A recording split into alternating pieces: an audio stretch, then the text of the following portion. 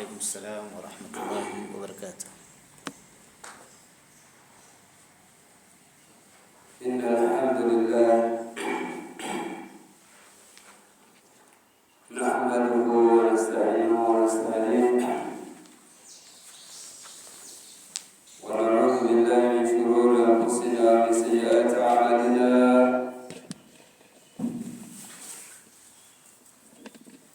أشهد أن لا إله إلا الله وحده لا شريك له، وأشهد أن محمدا عبده ورسوله الذي أرسله الله بالهدى ودين الحق ليظهره على الدين كله ولو كره المشركون. أما baada ya kumshukuru Mwenyezi Mungu Subhanahu wa Ta'ala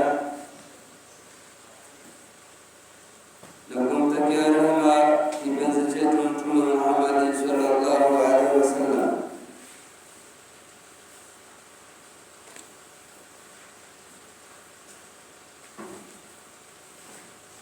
ndugu Waislamu, Mwenyezi Mungu Subhanahu wa Ta'ala anasema ya ayyuhalladhina amanu ittaqullaha wal tanzur nafsum ma qaddamat lighad wattaqullaha innallaha khabirun bima ta'malun. Sadaqallahu al-azim wa sadaqa rasuluhu an-nabiyyul karim wa nahnu ala dhalika min ash-shahidin. Tunaendelea na mada ambayo kwamba tutaizungumzia kwa uwezo wake Mwenyezi Mungu, ambaye kitueleza mada yenyewe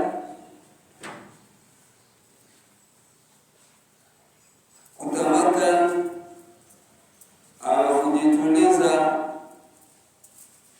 katika ibada zake Mwenyezi Mungu Subhanahu wa Ta'ala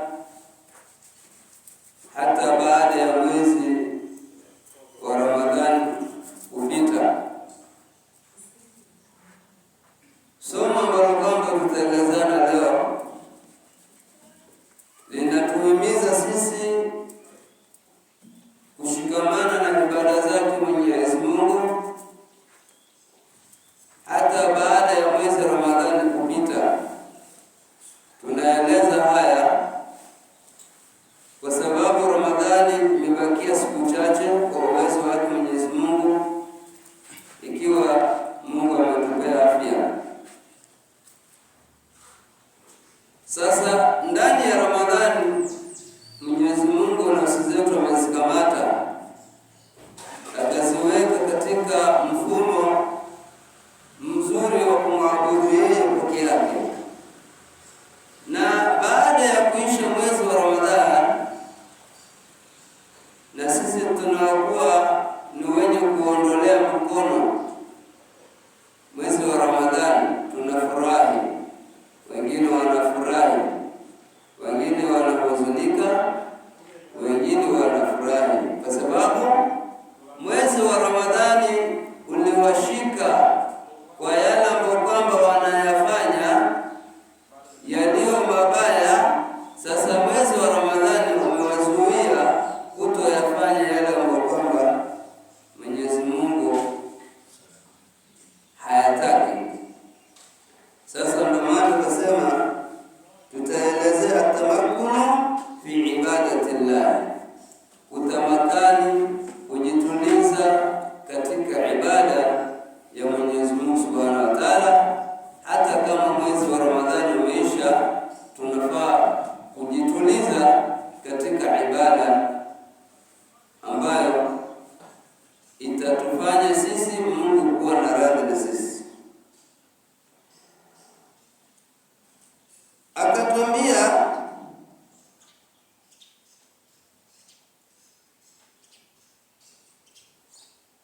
mwanzo, akatuambia baada ya kumhimidi Mwenyezi Mungu na kumtakia rehema Mtume, akasema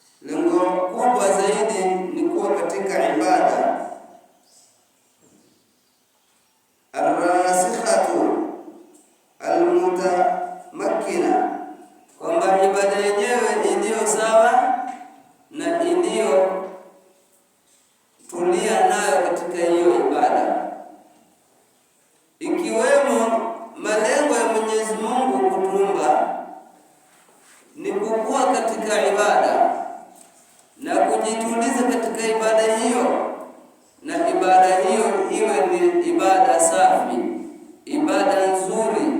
Usije ukachanganya ibada pamoja na mambo ambayo kwamba yanamuudhi Mwenyezi Mungu. La mujarrad harakati dhahiri. Qala ta'ala wama khalaqtul jinna wal insa illa liya'budun. Kwa mazungumzo haya tuliyozungumza, Mwenyezi Mungu akatuletea haya akisema wama khalaqtul jinna wal insa illa liya'budun, kwamba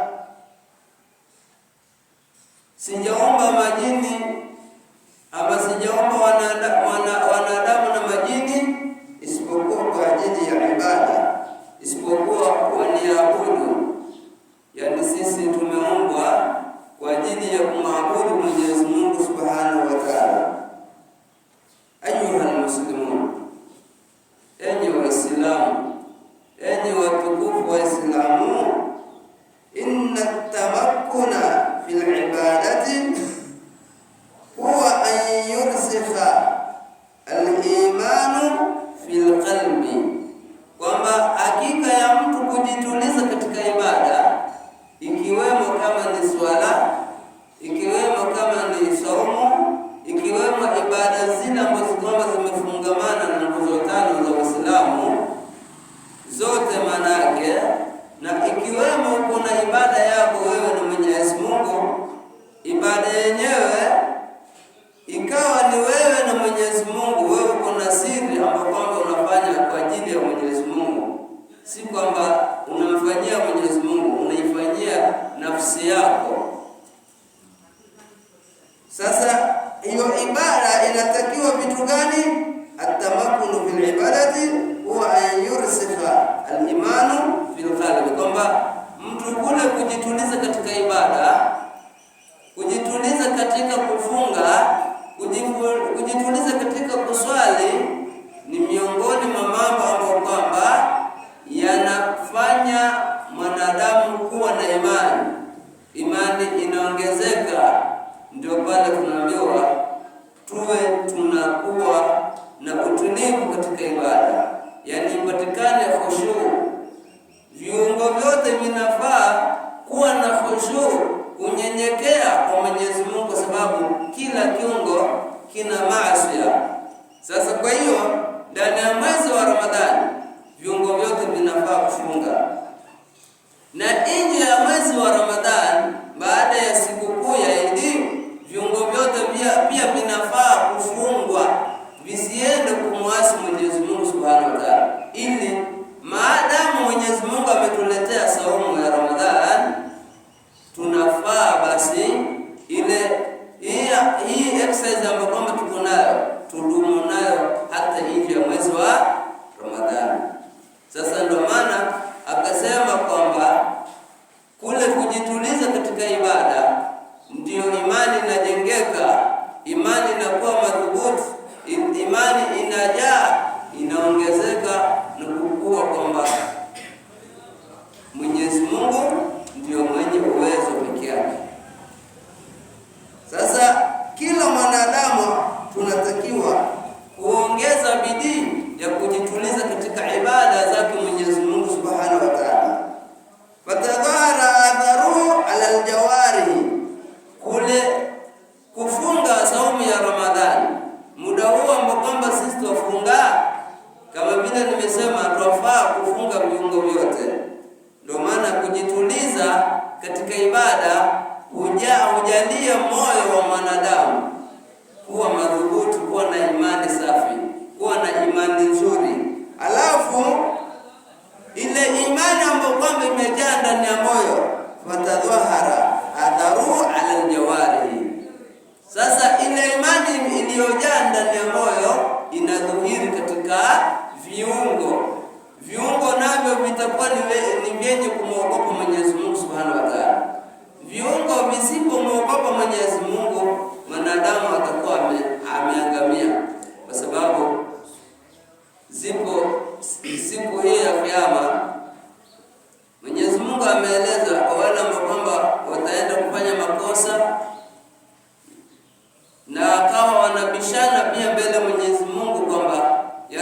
mimi sijafanya hili, akiongea basi Mungu anaenda kumfunga mdomo wake, kisha anatamsha viungo vyake.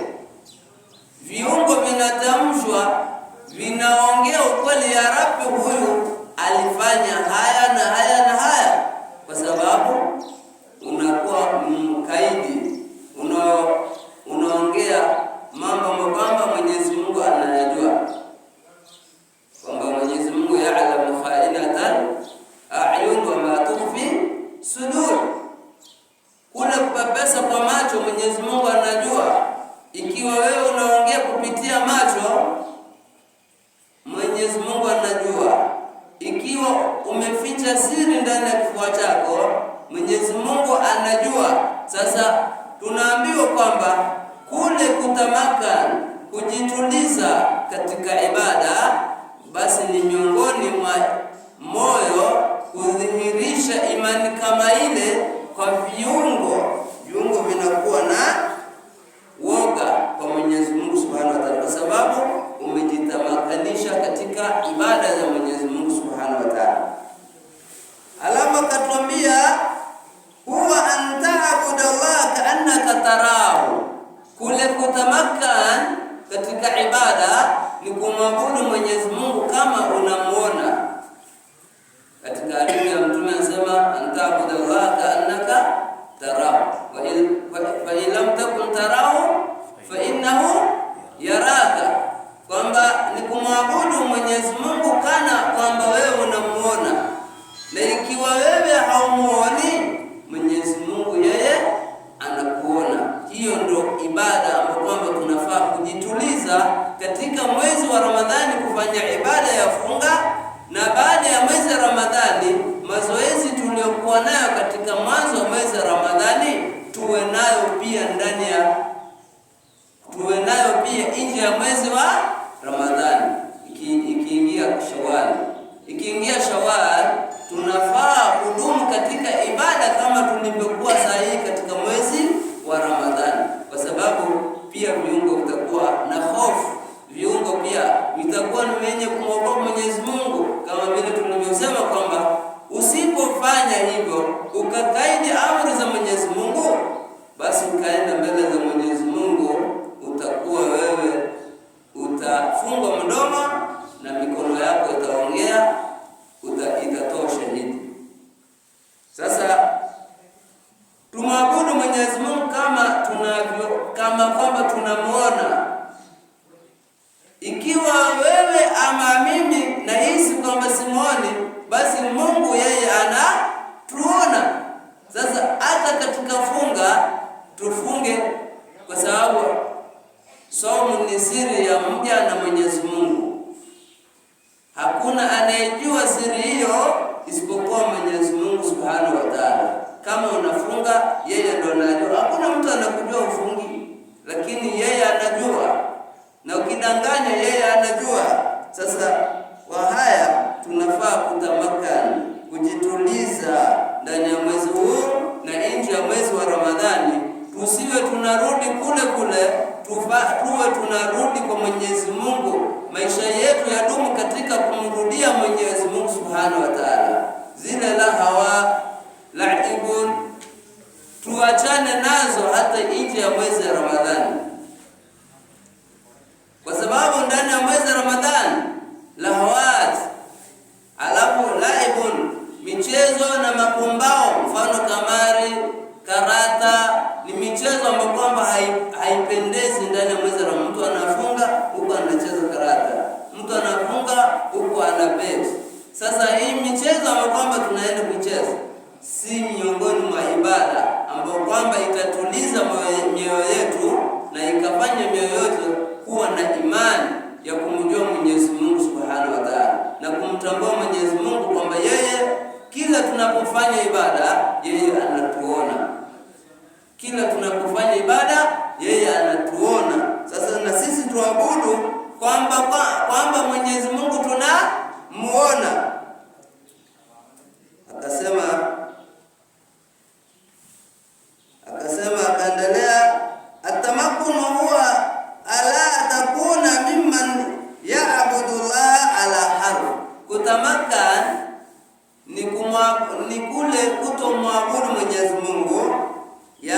kumwabudu Mwenyezi Mungu, amekusudia kumwabudu Mwenyezi Mungu.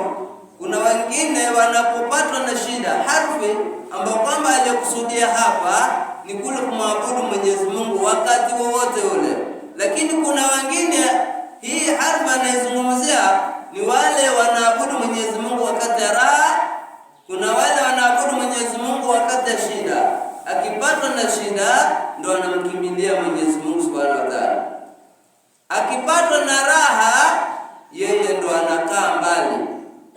Wengine akipata neema ndo anaswali sana. Wengine akipata shida ndipo anaswali. Wengine akipata raha ndo anafunga.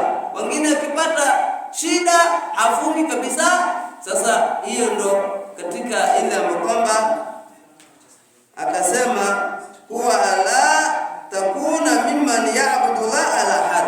Usiwe miongoni mwa wale ambao kwamba watamwabudu Mwenyezi Mungu wakati ako na raha, atamwabudu Mwenyezi Mungu wakati ako na shida. Wakati ukigongwa kidogo na alam, ndio unamrudia Mwenyezi Mungu haraka. Ukigongwa na raha ndio unamrudia Mwenyezi Mungu. Mwenyezi Mungu kila wakati yupo. Hili jambo halifai kwetu sisi wote. Kwetu sisi wote halifai. Tunamwabudu Mwenyezi Mungu kimsimu. Wakati unapata na raha ndio unamrudia Mwenyezi Mungu. Wakati unapopata na shida ndio unamrudia Mwenyezi Mungu. Mwenyezi Mungu kila wakati yupo, tunafaa kumrudia Mwenyezi Mungu Subhanahu wa Ta'ala. Vile tulivyorudi ndani ya mwezi huu wa Ramadhani, hata ndani nje ya mwezi wa Ramadhani tunafaa kumwabudu Mwenyezi Mungu tukiwa tuna dhiki, tunafaa kumwabudu Mwenyezi Mungu tukiwa tuko na raha wakati wowote ule, kwa sababu Mwenyezi Mungu yeye ndio mwenye kutatua shida zetu. Na katika shida watu wakithirisha sana kuleta istighfar kama vile Nuh aliwaambia watu wake, "Faqul astaghfiru rabbakum innahu kana ghafara." Kwamba kule kuleta istighfar ni miongoni mwa mtu kusamehewa madhambi yake. Utasamehewa madhambi yako ukiwa wewe unaleta istighfar. Astaghfirullah, astaghfirullah. Unakaa unaomba Mwenyezi Mungu msamaha. Na pia hizo istighfar ni miongoni mwa alama ambazo kwamba mwenye kuleta istighfar Mwenyezi Mungu anamjalia wasaa ya riziki, kama ni watoto, kama ni mali, Mungu anakupea kwa kuleta istighfar peke yake. Sasa tudumu katika ibada, tumrudie Mwenyezi Mungu, tusigurike na dunia tukatoka nje ya Ramadhan tukawa tumerudi kule kule. Kila mtu hataki swala, kila mtu hataki kuona msikiti, kila mtu hataki kuenda kutekeleza ibada ya Mwenyezi Mungu. Tusiwe hivyo, tunafaa kumrudia Mwenyezi Mungu vile tumerudi na nafsi zetu, basi baada ya Ramadhani pia turudi vile vile. Akasema fa in asabahu khairu ma'anna bihi. Ndiye anaeleza hii harfu. Wakati mwanadamu anapopatwa na kheri, itma'anna bihi, ujituliza katika hiyo kheri. Kumwabudu Mwenyezi Mungu wakati ya kheri ya manake. Wa in asabatu fitnatun qalaba ala waji. Akipatwa na shida mwanadamu, uso wake ugeuka, mwili ugeuka, kukuwa na stresi, ajui mwenye kutoa stresi Mwenyezi Mungu ni kurudi katika ibada zake. Ukirudi katika ibada, hakuna stresi ambazo kwamba zitakupitia, kwa sababu wa man yatawakkal ala Allah fa huwa hasbu. Mwenye kumtawakali, mwenye kumtegemea Mwenyezi Mungu, basi Mwenyezi Mungu umtosha yeye. Katika aya nyingine, yaj'al lahu makhraja, Mwenyezi Mungu humtolea matokeo, njia ambayo kwamba atakuwa ni mwenye kumtekelezea zile haja zake ambazo kwamba amedhikika nazo. Sasa innal ibadata alhaqiqiyya hiya allati tastaghriqu hayatuka fi sarai wal dharai. Kwamba ile ibada ya uhakika kabisa mwanadamu sisi tunaambiwa ni ile ambayo kwamba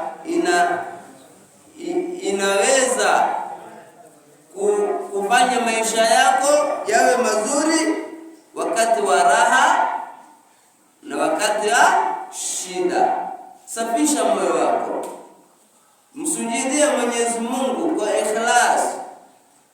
Nia yako, innamal a'malu binniyat.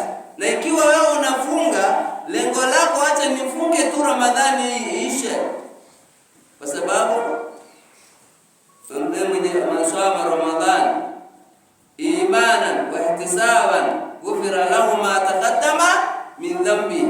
Atakayefunga mwezi wa Ramadhani kwa imani na akatarajia mazuri kwa Mwenyezi Mungu Subhanahu wa Ta'ala, basi ghufira lahu ma taqaddama min dhanbihi, atasamehewa madhambi yake aliyoyatanguliza. Sasa hizi ni fadhila. Wewe unasema tu wacha nifunge tu mimi ipite hivi. Alafu atakayefunga pia 6 Shawwal akazifuatiliza Ramadhani na 6 Shawwal, anasema Mwenyezi Mungu atamsamehea madhambi ya mwaka mzima.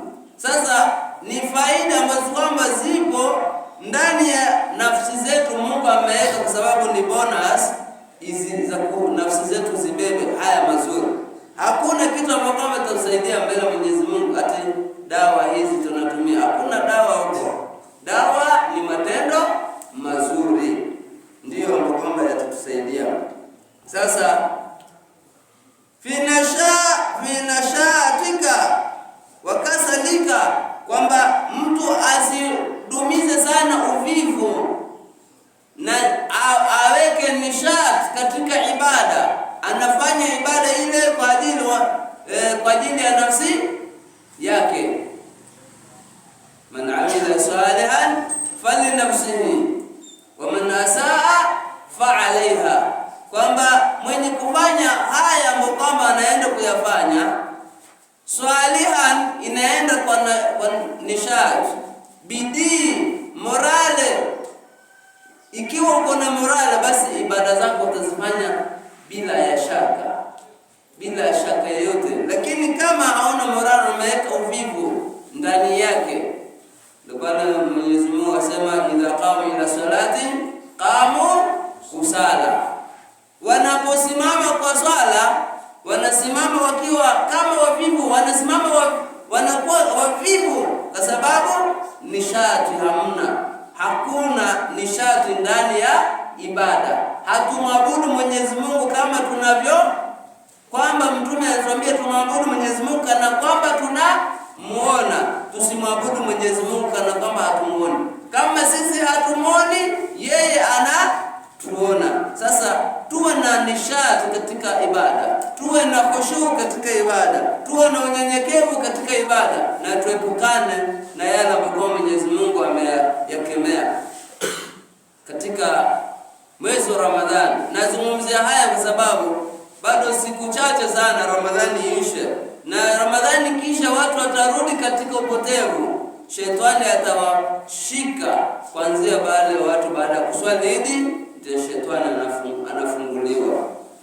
Sasa muda hii unapigana na nafsi yako, umeishinda nafsi yako, unafunga, unaswali tarawih, unaswali tahajjud, basi pia naufaa upigane na shetani kuiregesha nafsi yako kwa Mwenyezi Mungu. Idumu katika laini ya huu mwezi ambao kama vile Mwenyezi Mungu ametulainisha katika mwezi wa Ramadhani.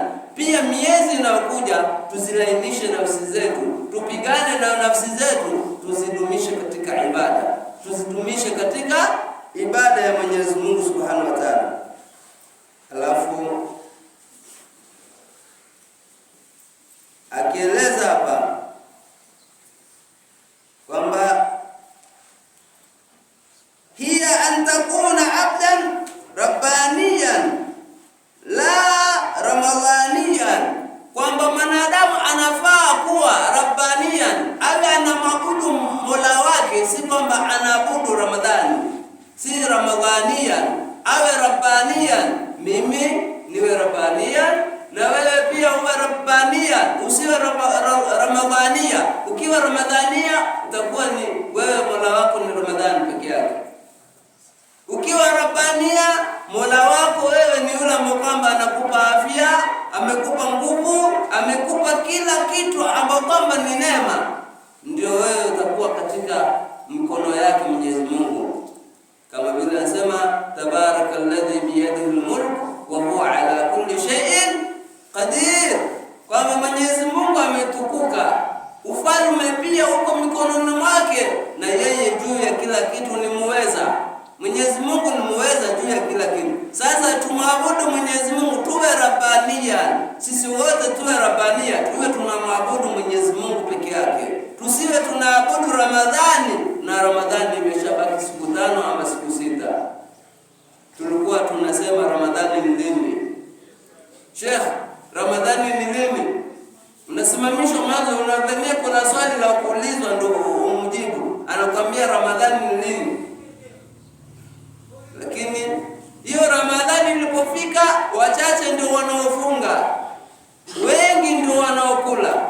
Sasa wala kwamba wamedhikika na afya ndio wanaruhusa, Mwenyezi Mungu ametoa ruhusa. Lakini wewe kuna afya nzuri, na ukitaka kujua huyu mtu anafunga na huyu mtu hafungi, angalia zamani alikuwa vipi na muda wa sasa ako vipi, ndio utajua huyu anafunga ama hafungi.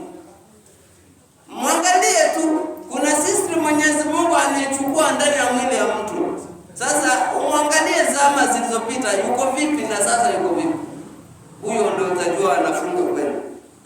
Sasa tuwe Rabbania, si Ramadhania. Mutamakina fi du'ati muhafidhan ala faradhika, yani uwe mwenye kujituliza. Lengo letu la somo la leo ni kujituliza katika ibada. Sasa hapa anakwambia mutamakina fi ta'ati, jituliza katika ibada zako, funga yako, tahajjudi yako, tarawih yako. Wengine wanapata hasara, kiwemo mimi nazungumza na nyinyi mnaonisikiliza, tunapata hasara kupitia ibada tofauti.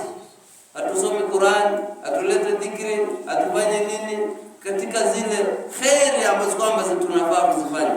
Sasa tunapata hasara. Muhafidhan ala faraidika, uwe ni mwenye kuzihifadhi faradhi zako. Swala zote 5 unafaa kuziswali. Usiswali swala ya magharibi, swala ya chai, swala ya Yahudi, swala ya sharbet. Yote unaswali swala ya magharibi kwa sababu iko na chai, iko na sharabet, iko na maziwa utakunywa. Sivyo, tunafaa kuhifadhi swala zote kama vile tulikuwa tukiswali siku zote. Basi tunafaa kurudi kwa Mwenyezi Mungu, tuswali kwa wakati wote. Sasa ndio akasema pia wa mustakthira min nawafil, uzidishe kufanya swala za sunna, uzidishe swala za sunna, ndizo zinamuinua mtu daraja, na mwenye kudumu kwa ibada basi mambo machafu hawezi yakapitia hata kidogo. Na ikiwa Mwenyezi Mungu anakubali swala, hata kitu kidogo ambacho kwamba mtume amekitilia shaka huwezi kukirudia, kwa sababu swala imekubali. Swala ikikubali, matendo machafu huwezi kukaribia. Na ukiona matendo machafu bado unakaribia, swala yako iko na mushkil, unafaa kuitengeneza. Sasa mustahadhiran adhmatu min ta'abudi, kwamba uhudhurishe ukubwa wa Mwenyezi Mungu kutokamana na kule kuabudu. Ukubwa wa Mwenyezi Mungu kama vile amesema kwamba tabarakalladhi, aya tuliyosoma kwamba ukubwa Mwenyezi Mungu, yeye khazaini zote za mulki, za ufalme na khazaini zote za riziki ziko juu ya Mwenyezi Mungu Subhanahu wa Ta'ala.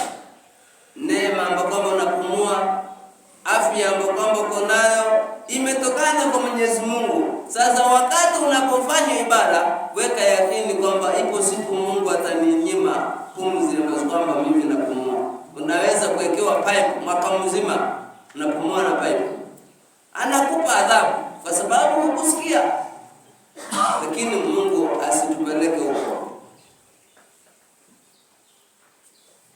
ni maneno machache sana, hata ile mada sijaingia na time unaona hata zimeenda. Lakini lengo kabisa sisi tumwabudu Mwenyezi Mungu kwa kujituliza, na viungo vyetu pia viwe na nishati. Tumwabudu Mwenyezi Mungu kama tunamuona, ikiwa hatumuoni yeye anatuona. Tukielezea katika tadhkira, na nieleze hii na hadithi moja tufunge. Tadhkira moja sema, kulikuwa na mtu katika mji multazima masjid, yeye nafsi yake amelazimisha sana na msikiti. Huyu mtu tasoma barabaraka, alafu mtu mwenyewe huyu akawa ni muadhin, anaadhini, akawa anaadhini, wasalatu alayhi biha bahai, na mwenye kusimamisha swala, mwenye kufanya ibada, mtu mwenyewe ni mwenye ibada. Ndio pale Mtume akasema, mtu mkimwona anazoea misikiti, mjueni, mshuhudieni huyu mtu ako na imani. Sasa huyu mtu akawa imani yake ni msikitini, ni muadhin, anasimamisha swala. Alafu siku moja akatengeneza mnara katika hiyo mahala anaswali, ametengeneza mnara. Alipotengeneza mnara akapanda juu, anataka kuadhini. Wakati alipopanda juu kuadhini, jirani yake, nyumba jirani, kuna mwanamke, yani jirani yake, yule jirani yake ako na msichana, na jirani yake mnaswara, jirani yake mnaswara, yani Mkristo si Muislamu. Yeye akawa anafanya ibada, lakini siku hiyo akapanda juu kutaka kuadhini ile swali. Jirani yake ako na msichana, aliadhini. Alipotazama chini akaona msichana ya jirani yake, akaacha kuadhini, akakata adhana. Akashuka, akamwendea yule msichana, akamwambia, nakupenda, nataka nikuoe. Akaambia, babangu hawezi niozesha wewe kwa sababu wewe ni Muislamu. Akaambia, nikubalie. Unajua wanaume ni watu wenye kutumia force. Nasema nikubalie. Kaambia, nitakujibu. Sasa naye msana akampa sharti. Akamwambia, sharti yangu ama sharti langu, wewe uwe Mkristo. Angalia mtihani, wewe uwe Mkristo. Yule mwenye huyo mtu anaswali sana huyo akakubali. Baba yake akamwozesha msana. Tuangalie mwisho kawa vipi. Sasa baada ya kuozeshwa, akagura nyumba yake, akawa na anaishi nyumba ya baba mkwe wake. Sasa siku moja akapanda juu ya nyumba hiyo, akapomoka chini, akaanguka. Ikawa ndio mwisho wake, akisema inna lillahi wa inna ilaihi rajiun. Je, huyo alikufa Muislamu ama alikufa Mkristo? Si kila mtu anajua hapa alikufa Mkristo, kwa sababu ibada zote alizoswali hazikumsaidia na chochote. Adhana yake aliyoadhini haikumsaidia na chochote. Ndio pale siku za nyuma tukazungumzia mtu asidanganye kwamba yeye ameswali umri mrefu, amali ndefu aliyoifanya. Usidanganye leo. Na malengo ya kuzungumzia haya, Ramadhani inaisha. Ramadhani tuko end kwa uwezo wake Mwenyezi Mungu. Kama tuko end, je, tutarudi kule kwa shetani ama tutabaki kwa Mwenyezi Mungu? Yaani tudumu katika ibada vile vile, tunaswali, tunasaidiana, tunafanya mambo mazuri. Tutabaki kwenye ibada ama tunarudi kwa shetani?